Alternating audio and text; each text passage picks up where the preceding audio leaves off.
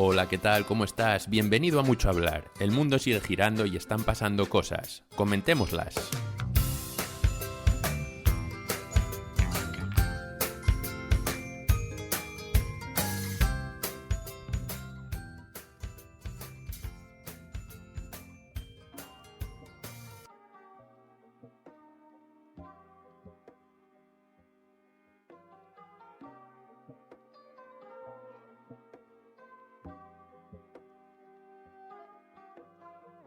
Hola, ¿qué tal? ¿Cómo estáis? Bienvenidos a Mucho Hablar, espero que estéis bien y con ganas de este nuevo episodio. Como os digo en la intro, el mundo sigue girando y siguen pasando cosas. En este Mucho Hablar comentaremos diversidad de asuntos, a veces de temas más informales, otras veces de temas más serios. Así como en el primer episodio fue, por decirlo de alguna manera, más relajado en cuanto a la temática, ya que pues, hablamos de Bansky, hablamos del avistamiento de un puma, aunque luego también tocamos un tema un poco más serio, como es el de el entorno laboral y cuando uno se siente no lo suficientemente reconocido en él. Hoy sí que me gustaría hablaros de un tema algo más serio, de una manera relajada y distendida, como siempre hacemos, pero definitivamente más serio. Bueno, no me enrollo más y os paso a contar. Creo que la mayoría de nosotros hemos sido educados en la importancia de vivir acorde a nuestros valores como regla general, ser consecuentes en la manera de actuar y pensar, defender todo aquello que creemos que es justo, pero al mismo tiempo sabemos que en la vida real, en el día a día, esto puede resultar bastante más complicado de lo que pensamos en determinadas situaciones.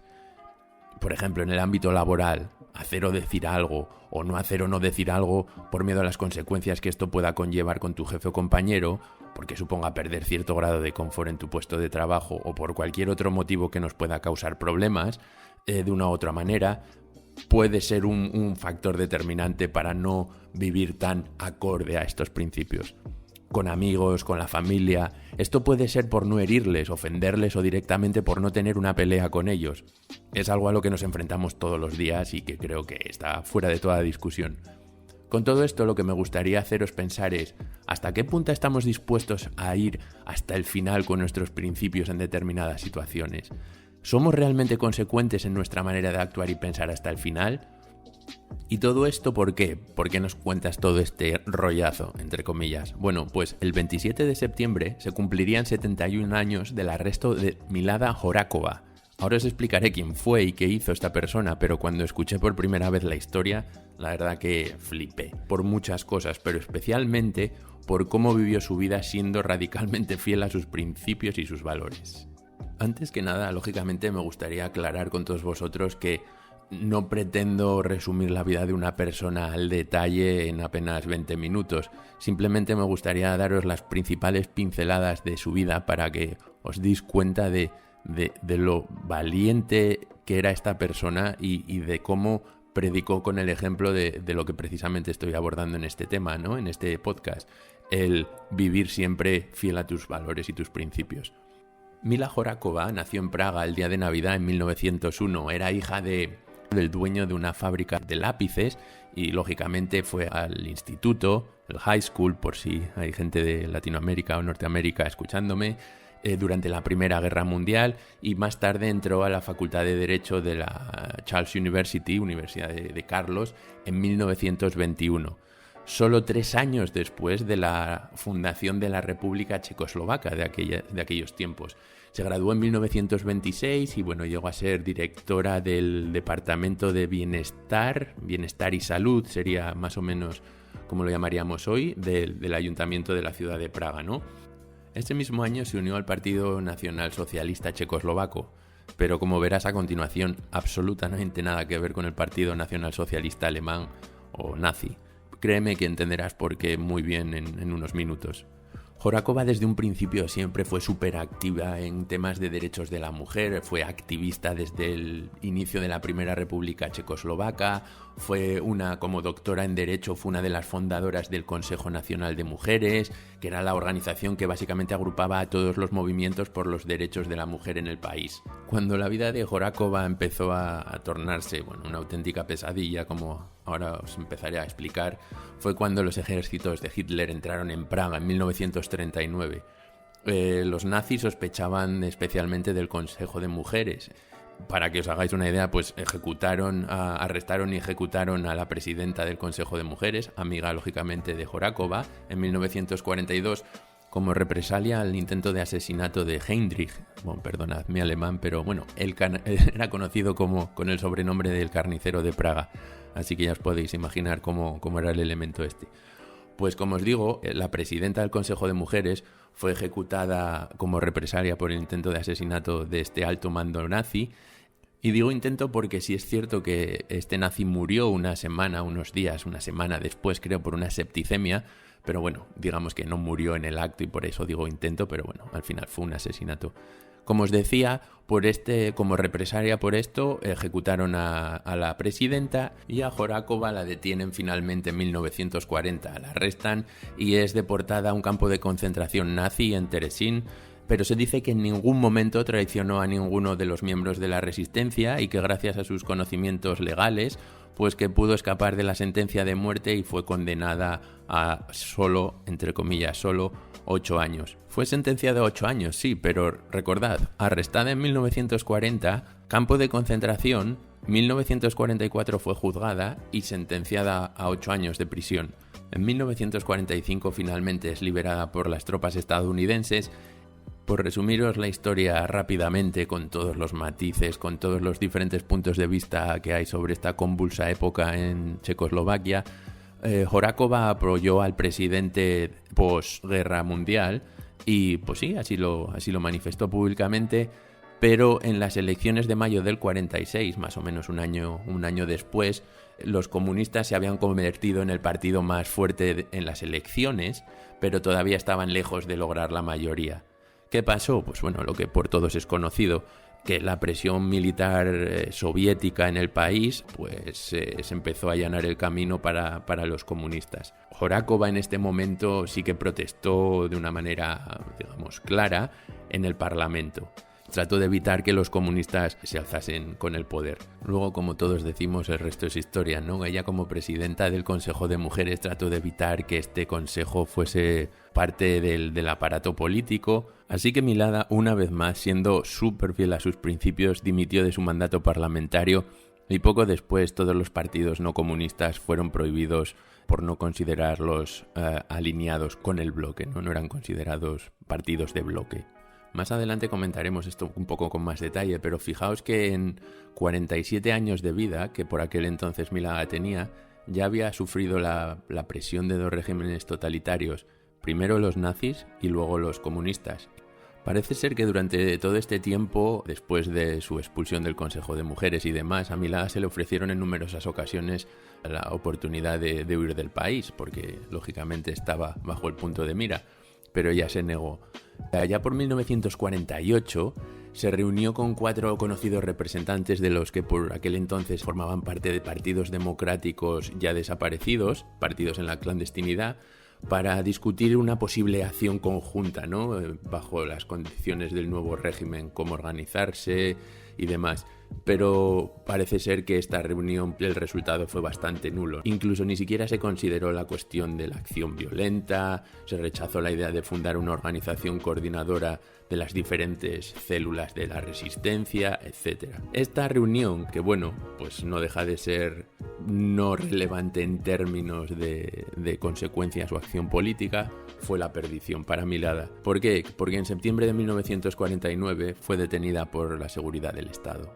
Años después, y cuando digo años fueron varios años después, incluso décadas, apareció abundante documentación que probaba que las pruebas utilizadas para enjuiciar a Milada y acusarla, entre otras cosas, de insurrección, intentos de asesinato, subversión, incluso incitación a la guerra, fueron falsas. Fue, digamos, un juicio coreografiado, ya que el régimen pretendía no solo dar una lección a Milada, sino dar ejemplo a futuros intentos de golpes de Estado o golpes contra el régimen, y por lo tanto no solo se pretendió acabar con Milada, sino sentar un precedente, y para ello además, digamos, le dieron una vuelta de tuerca a este juicio y lo convirtieron en un juicio, podríamos llamar juicio espectáculo, ya que por primera vez se decidió que iba a ser retransmitido por radio.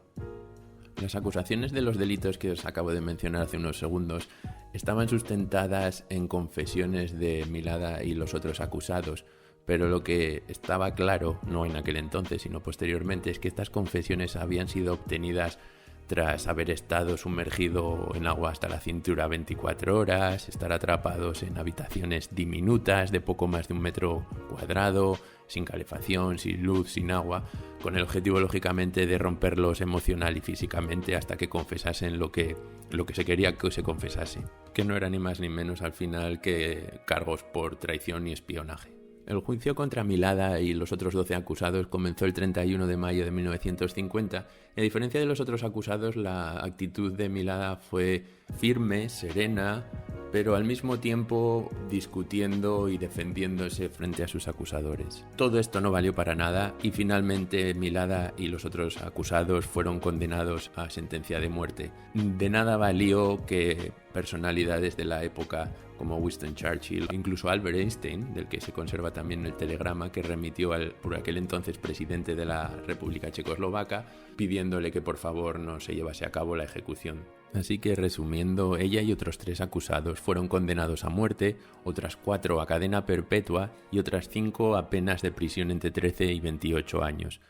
Ya para ir acabando con todo este super resumen express que os acabo de hacer sobre todo el proceso de enjuiciamiento de Horákova, añadir que Horákova fue la única de los condenados a muerte que se negó a presentar una solicitud de indulto al presidente. Una vez más, Milada dando pruebas de esta personalidad tan abrumadora y tan fiel a sus principios y sus convicciones, ¿no?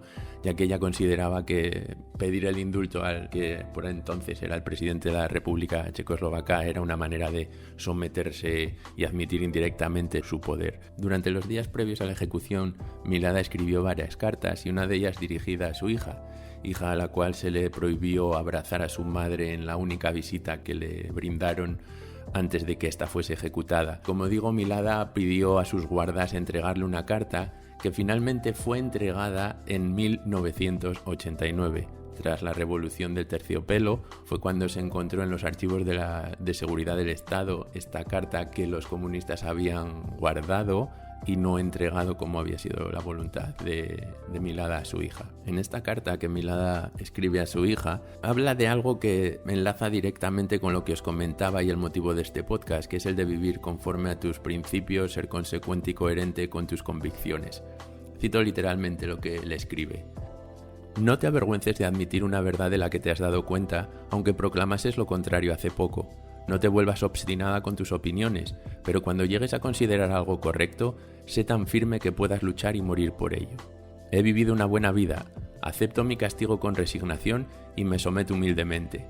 Mi conciencia está limpia y espero y creo que pasaré la prueba del más alto juicio, el de Dios. Así que casi nada, la señorita, o señora mejor dicho, Milada.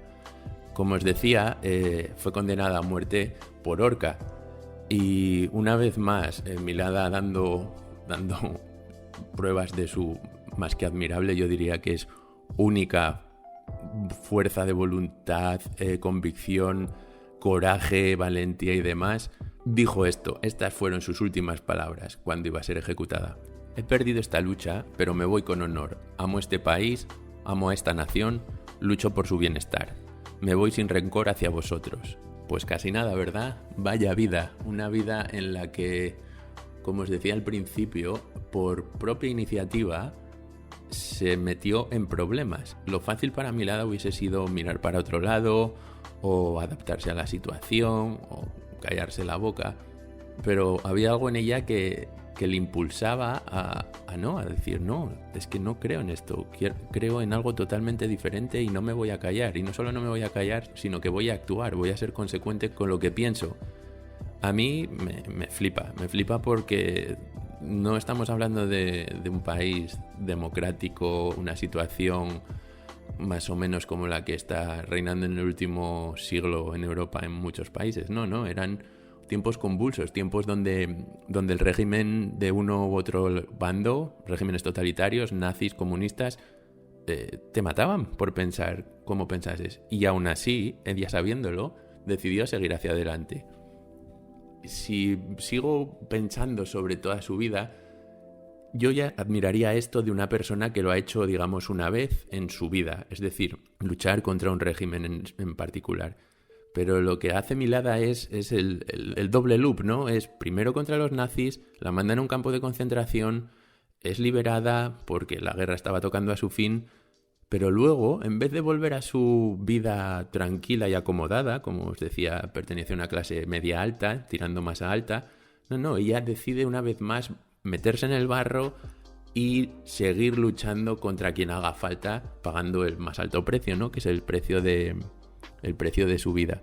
A todo ello, le unes esa actitud calmada, razonable, pero firme siempre contra, una vez más, todo aquello que considera no justo, y no justo no solo para ella, desde un punto de vista egoísta, sino para su país, para su nación, para su familia o para quien ella considerase. Bueno, pues esto es de lo que os quería hablar hoy. Sí es cierto que es un poco más intenso este podcast. En otros, como os digo, los temas eran muy variados, así que podremos hablar de otras cosas mucho más divertidas, relajadas, incluso superficiales, que no por ello son menos divertidas. Así que nada, espero que, como siempre os digo, dejéis vuestros comentarios en nuestra cuenta de Twitter, @mucho_hablar, qué os ha parecido, cuáles son vuestras experiencias personales en cuanto a vivir acorde a vuestros valores y demás. Así que sin más, me despido. Adiós.